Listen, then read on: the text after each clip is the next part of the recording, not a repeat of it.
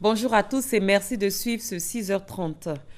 Conseil des ministres hier mercredi au palais présidentiel, d'importantes mesures ont été prises. Le chef de l'État Alassane Ouattara a fait le point de la mise en œuvre du programme national d'investissement agricole et du plan de lutte contre les grossesses en milieu scolaire.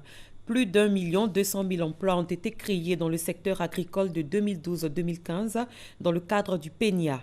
Le phénomène des grossesses en milieu scolaire a baissé de 25% sur les 2 dernières années grâce au plan de lutte engagé par le gouvernement. Le gouvernement qui a aussi adopté un projet de loi portant nouveau régime juridique de la presse. Après la présidence, on s'intéresse aux activités du Premier ministre. Daniel Kablan-Duncan a donné le top départ de la construction du poste électrique d'Akoupé-Zedji. Il va servir à alimenter en électricité la nouvelle zone industrielle de PK24. Les travaux sont prévus pour s'achever à la fin de cette année. Herman Guivé. De l'électricité de qualité pour Akoupé-Zedji, pour Atingué et autres villages environnants, mais surtout pour répondre à la forte demande en électricité du district d'Abidjan. C'est tout le sens de cet important projet porté par le gouvernement ivoirien pour un montant global d'environ 15 milliards de francs CFA. La cérémonie de pose de la première pierre du poste PK24 intervient après celle d'Anoumambo le 30 septembre 2014, d'Azito le 23 octobre 2014 et d'Agibi le 4 septembre 2015. Il s'agit de répondre à une demande forte tirée par une croissance économique qui se raffermit d'année en année depuis 2012. La construction du poste source 225 kV du PK24 est un signal fort de la capacité du secteur électrique à accompagner la dynamique économique en cours. Ça nous a pris 18 mois pour fabriquer tous les équipements pour être sur ce terrain.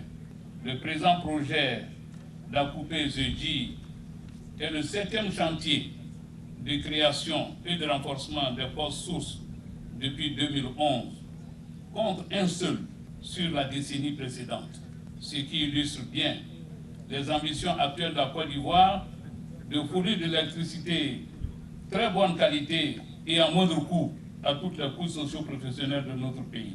Les populations d'Akoupé-Zedji sont heureuses d'accueillir sur leur terre ce poste de transformation électrique. Nous sommes contents, nous sommes fiers du président Alassane Ouattara que Dieu lui donne assez de force, assez de santé et assez d'argent pour qu'il continue de bâtir la Côte d'Ivoire. Pour le Premier ministre Daniel Kablan-Duncan, tous ces efforts entrepris répondent aux défis économiques et sociaux de la grande vision du président de la République, son Excellence Alassane Ouattara, de faire de la Côte d'Ivoire un pays émergent à l'horizon 2020.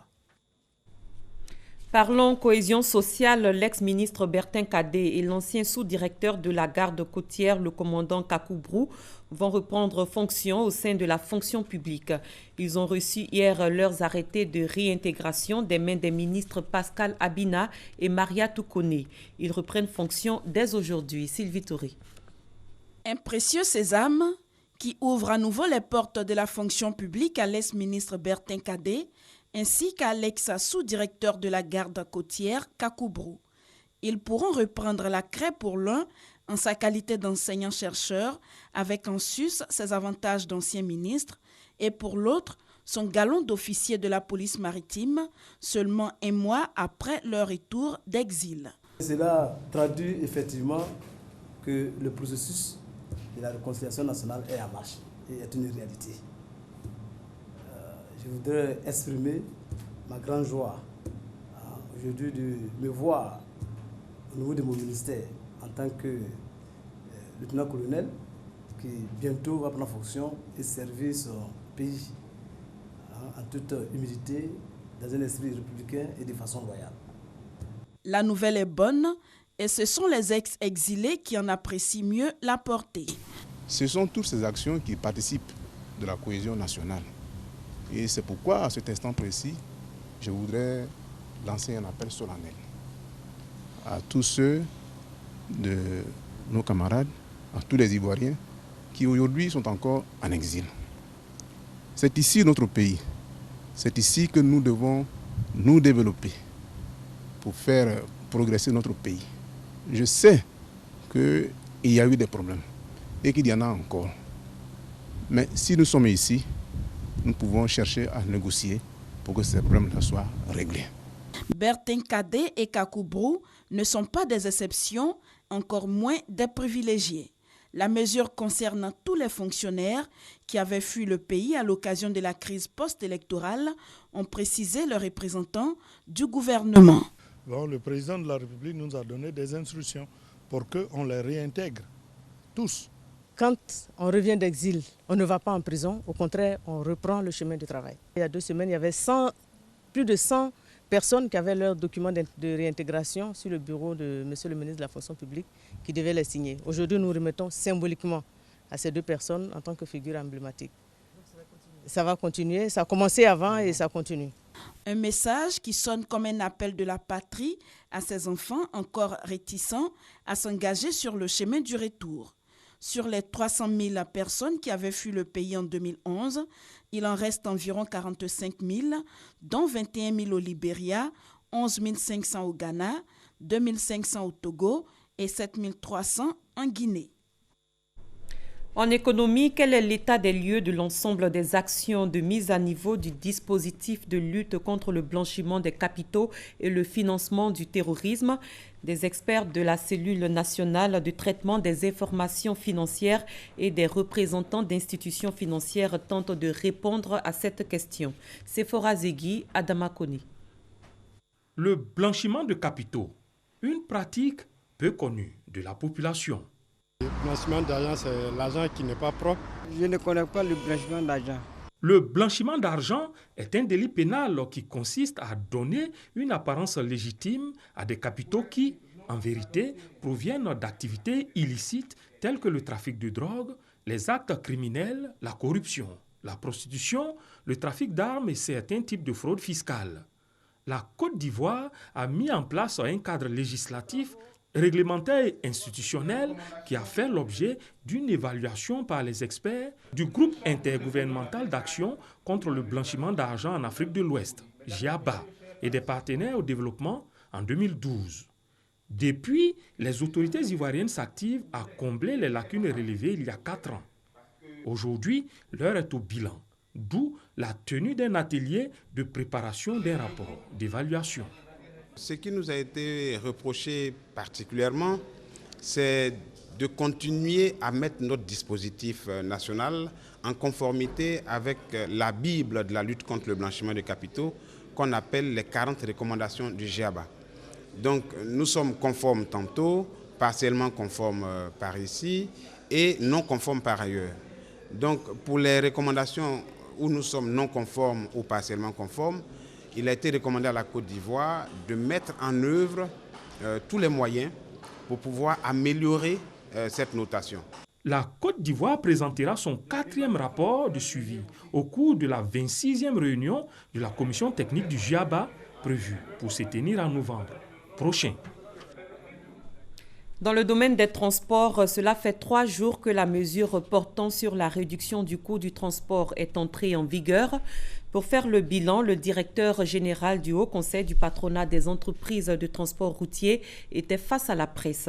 Le bilan est positif selon Ibrahim Diaby, mais la campagne de sensibilisation doit se poursuivre pour l'application effective des nouveaux tarifs. Perpétuellement, Chantal Akandan. 3 jours après l'entrée en vigueur de la nouvelle tarification du transport à Abidjan, le Haut Conseil des transporteurs fait le point. Selon le directeur Ibrahim Diaby, le bilan est satisfaisant. L'ensemble des communes au niveau du district d'Abidjan s'emploient donc à faire en sorte que la mesure soit appliquée. Comme on l'a dit, nous continuons la sensibilisation et les réglages nécessaires à faire pour qu'elle soit appliquée à 100%. Certaines lignes n'appliquent pas encore le nouveau tarif. Pour cela, le Conseil du haut patronat a constitué un comité de suivi sur tout le territoire national pour sensibiliser et veiller au respect des tarifs retenus. Nous avons ce qu'on appelle des équipes de veille, composées des délégués communaux qui sont avec des troupes qui sont composées des chefs de ligne, des chefs de gare, des surveillants, pour que véritablement la question de la pédagogie soit vraiment de mise. Le Haut Conseil des transporteurs entend poursuivre l'action de sensibilisation pour le bien-être des populations.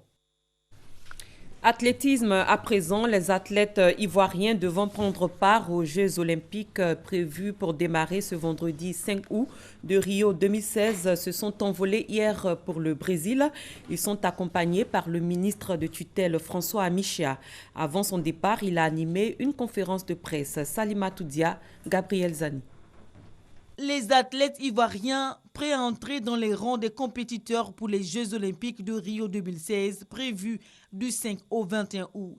Ils sont 11 athlètes de 6 disciplines, notamment l'athlétisme, l'escrime, la natation, le judo et le taekwondo, qui devront défendre haut les couleurs du pays. 642 millions de francs CFA ont été déboursés par l'État pour leur participation. Un budget global qui prend en compte les athlètes, leurs encadreurs, les présidents des 6 fédérations sportives qualifiées, les officiels ainsi que la prime de participation qui s'élève à 103 millions de francs CFA. Selon le ministre des Sports et des Loisirs, le gouvernement attend une participation digne des athlètes ivoiriens. Le peuple ivoirien aujourd'hui est un peuple exigeant en bonnes nouvelles. Et il est rare de rencontrer des gens qui vous disent « Oh, vous n'allez pas revenir avec quelque chose ». Tout le monde vous dit « Revenez-nous avec 2, 3 ». Il y en a même qui sont exigeants, qui vous disent « Médaille d'argent, médaille d'or ». Moi, je dis « Quelle que soit la couleur, ramenons une médaille. Ramenons-en 2 ». 240 millions de francs CFA avaient été décaissés et répartis entre les 6 fédérations concernées pour la préparation des athlètes. Ce mercredi soir, la délégation ivoirienne, forte de 50 personnes, accompagnée par le ministre François Amichia, s'est envolée pour le Brésil, d'où elle compte revenir triomphante. À l'étranger, en Tunisie, c'est au ministre des Affaires locales du gouvernement sortant, Youssef Chahed, que le président tunisien Béji Caïd Essebsi a donné la mission hier de former un cabinet d'union nationale. Il vient des rangs des Nida Tounes, le même parti que le président Essebsi. Youssef Chahed a 30 jours pour former une nouvelle équipe. Sa désignation a lieu après que le Parlement a retiré sa confiance au chef du gouvernement, Habib Essid. Près de 26 millions d'électeurs sud-africains ont été appelés aux urnes hier pour des élections municipales aux aires de référendum pour le parti au pouvoir, l'ANC, le célèbre parti de Nelson Mandela au pouvoir depuis 22 ans. Selon les derniers sondages, le parti d'opposition, l'Alliance démocratique, pourrait arriver en tête dans plusieurs grandes villes du pays, une situation inédite depuis la fin de l'apartheid en 1994. Et cette information en bref, à Londres, en Grande-Bretagne, un homme seul armé d'un couteau a attaqué les passants à Russell Square au centre de la ville. Bilan, 1 mort et 5 blessés. L'homme a été capturé vivant par les forces de l'ordre. Il est âgé de 19 ans et est traité à l'hôpital sous surveillance policière. L'enquête penche vers la piste d'un déséquilibré, mais la police n'exclut pas la piste terroriste. C'est la fin de ce 6h30. Merci de l'avoir suivi. Très bon début de journée à tous et à toutes.